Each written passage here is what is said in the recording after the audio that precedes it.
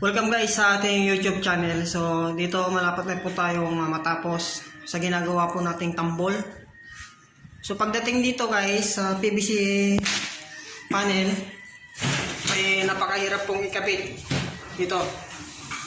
So meron po siyang technique para may kabit po natin yung kanyang PVC panel. So ito po yung pinalabas po natin ng PVC panel. So napakaganda ho guys. So kikita natin yan, malinis po siya, magaan po siya, at mayroon na siyang design. So ngayon, paano po natin ano po ba yung dapat natin gagamitin kung tayo po yung magbabawas ng PVC panel? So di naman po pwede yung grinder, hindi naman po pwede yung gunting na malaki. So ang paggamit po ng pagbawas ng PVC panel ay ito pong tinatawag na cutter.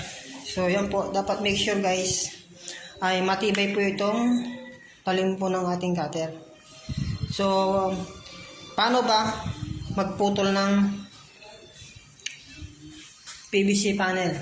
So ngayon guys, tignan natin kung paano tayo magpuputol. So testing natin po siya guys, para makita po natin kung paano tayo magputol.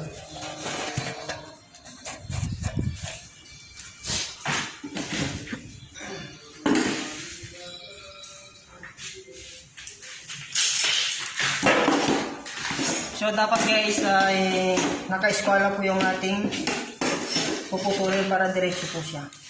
So ito yung eskwala, saka po natin siya bubuhitin. Ngayon gagamitin po natin siya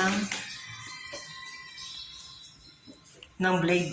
So ito yung cutter. So yan lang po guys.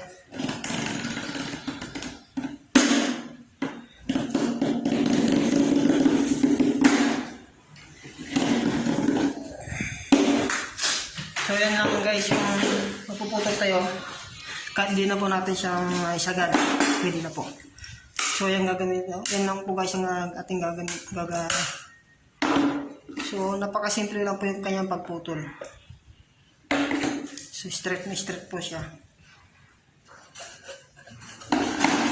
So paano naman guys kung dito naman? So ganun din guys pag dito tayo magpuputol.